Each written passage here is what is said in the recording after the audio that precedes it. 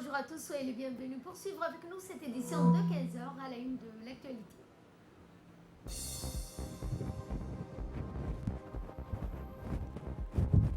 Une visite d'inspection de membres du gouvernement au site du sinistre d'hier.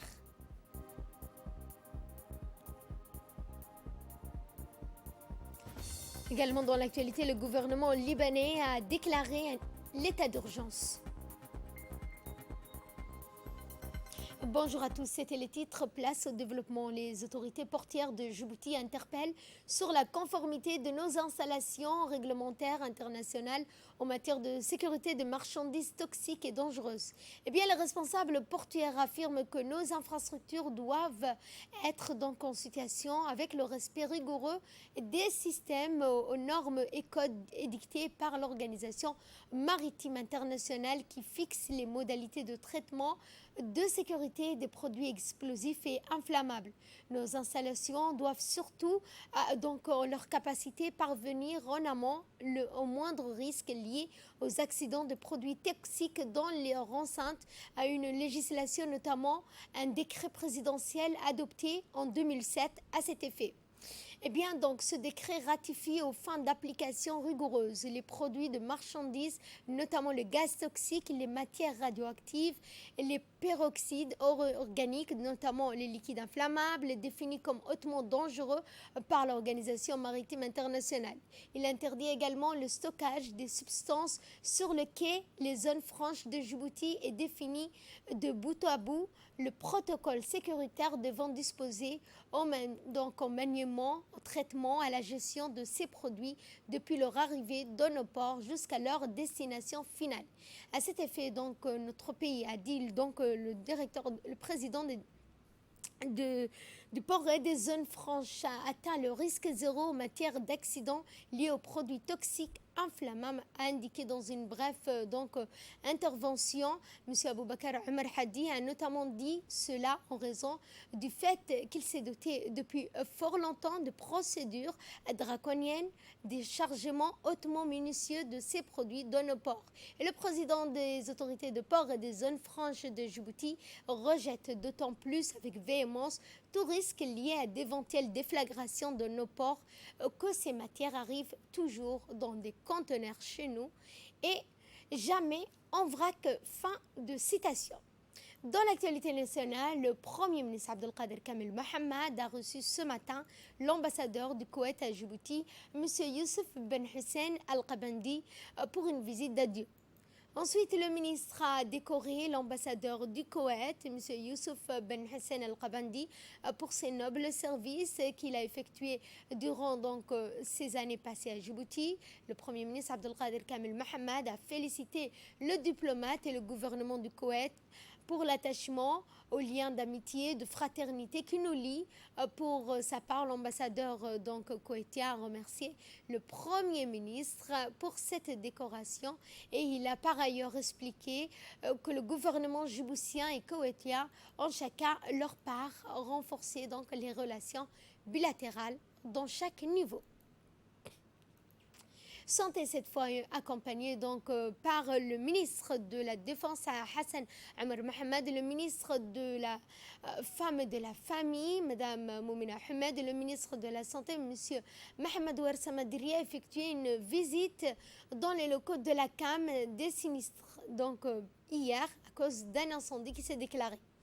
En effet, 3 membres du gouvernement ont pu évaluer de visu l'ampleur des dégâts matériels occasionnés par le feu qui a dévasté une aile de la centrale d'achat des médicaments. À noter que le feu s'est propagé dans une seule aile et le ministre de la Santé et ses collègues ont d'emblée constaté la disponibilité des médicaments et consommables en grande quantité et stockage au niveau des 3 autres ailes intactes de la CAM. Selon les responsables de la CAM, les pertes dues à l'incendie d'hier s'élèveraient à au moins 10% de l'ensemble des responsables des produits que dispose la CAM suffisamment aux médicaments consommables. Eh bien, le ministre a notamment fait une visite d'entrepôts qui sont situés à Belbala et à Pekadous.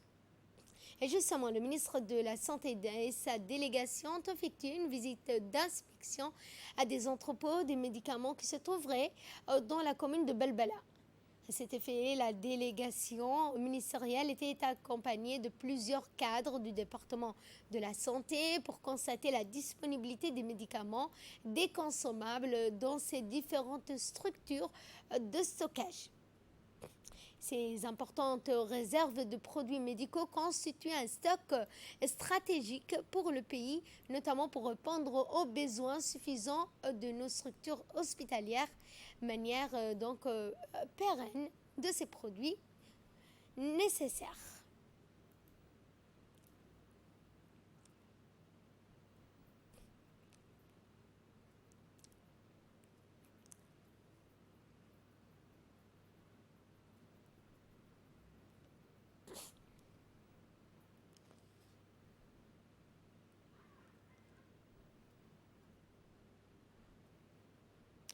Et justement, le ministre de la Santé a donné des instructions pour l'approvisionnement normal et sans interruption.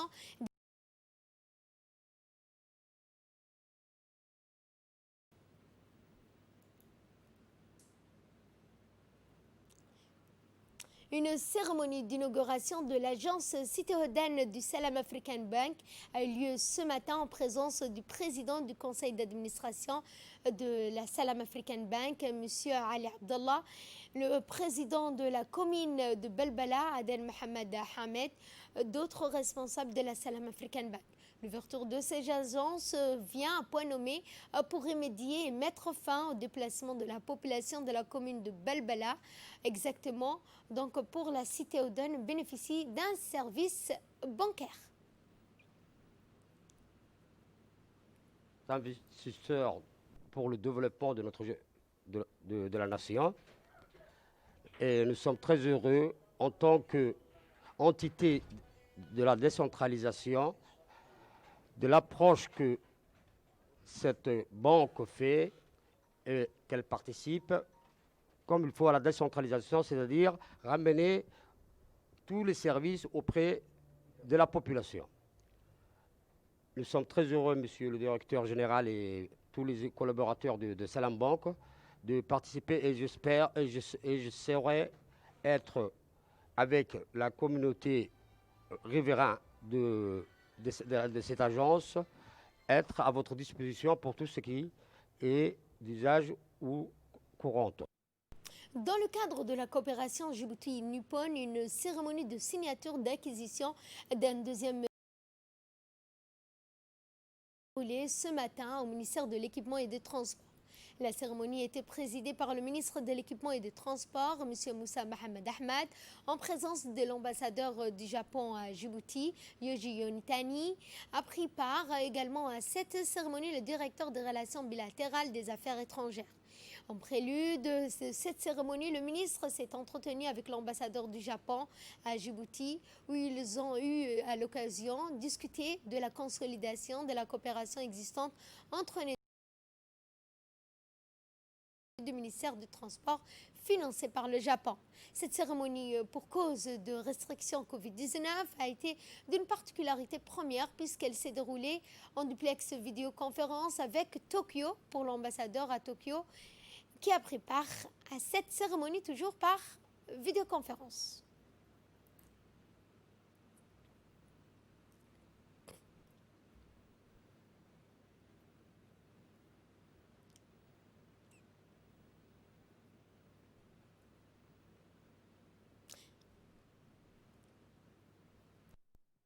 Et l'ambassadeur Areta, en substance, a saisi l'occasion pour rappeler que ce jour du 6 août dédié à la commémoration du bombardement d'Hiroshima au Japon a présenté tout au cœur notre compassion avec le pays. Je voudrais exprimer mon entière satisfaction aujourd'hui de pouvoir assister à la cérémonie de signature du contrat pour la construction d'un ferry, du 12e ferry que le Japon va pouvoir accorder pour le développement de la République de Djibouti. En effet, C'est un projet qui a été préparé depuis plusieurs années en étroite collaboration entre les équipes djiboutiennes et japonaises. Et donc aujourd'hui, c'est la concrétisation de ces longues préparations afin de bien concevoir ce qui est adapté à la situation, à la condition du pays, notamment la période de Hamsin, pendant laquelle que l'actuel ferry ne peut pas opérer à cause de la situation climatique. Le deuxième ferry va pouvoir donc assurer le trafic entre la capitale Djibouti et les régions du nord pour servir le besoin de circulation tant passagers et pour les cargos.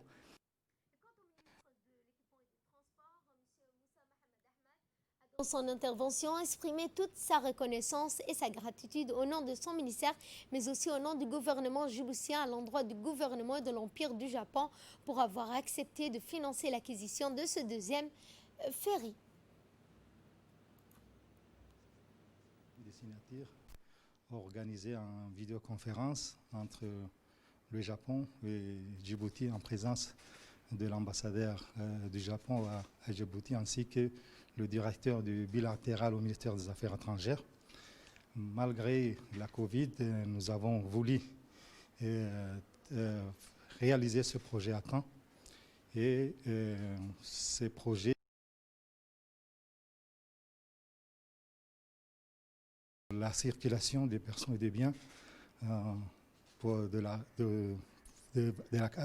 entre la capitale et les régions du Nord. J'ai saisi cette occasion pour remercier le gouvernement du Japon qui a financé ces projets. Financé par le gouvernement du Japon, c'est un deuxième ferry qui va transporter à peu près 250 passagers et 36 véhicules. Et ces ferries aussi pourra naviguer en tout temps, même la période de Khamsin. C'est la particularité de ce ferry. Nous remercions le gouvernement du Japon encore une fois, et c'est un partenaire particulier pour des Djibouti, plus particulièrement du ministère du Transport. Comme vous le savez, la crise mondiale a bloqué beaucoup de projets, mais la volonté de deux pays, cet obstacle, on va réaliser le projet à temps. Nous allons à Tadjoura pour parler de l'inauguration d'un puits artésien dans le village de Dougoum.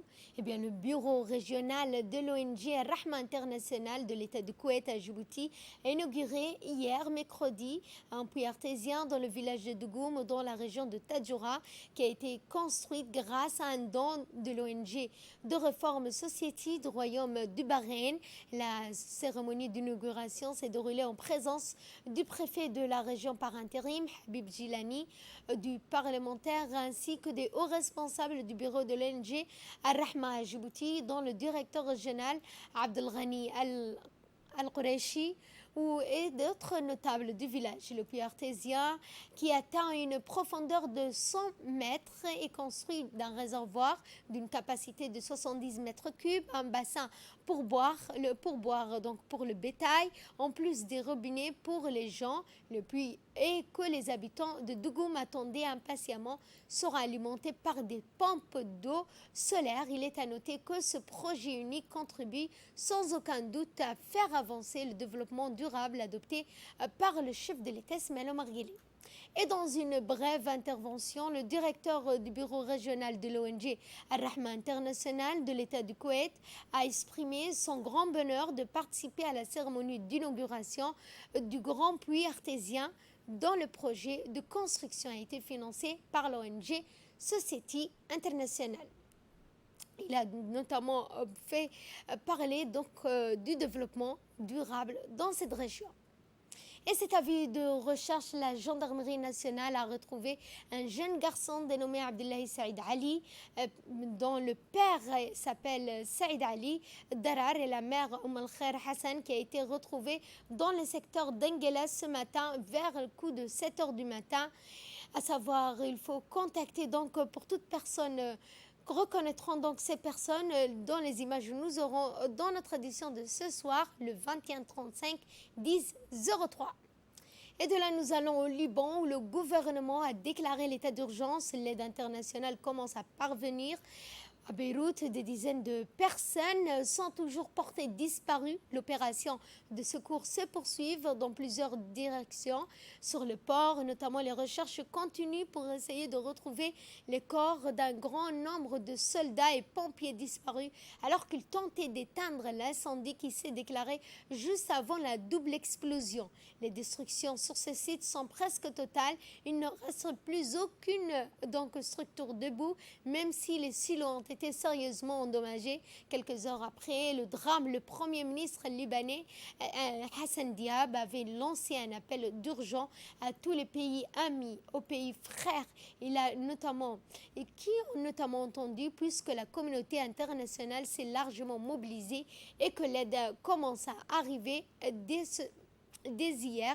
La Banque mondiale s'est dite elle aussi prête à mobiliser ses ressources pour aider le Liban. Plusieurs rassemblements ont eu lieu à travers le monde pour rendre hommage aux victimes du drame. Sur le plan de l'enquête, le gouvernement veut aller vite. Il a donné seulement 5 jours aux enquêteurs pour présenter leurs conclusions. Il a aussi réclamé l'assignation à résidence des personnes suspectées d'être impliquées dans le stockage de nitrate d'ammonium sur le port de Beyrouth. Voilà, c'est sur ce point que ce journal touche à sa fin. Merci à vous de nous avoir suivis. Excellent après-midi à toutes et à tous.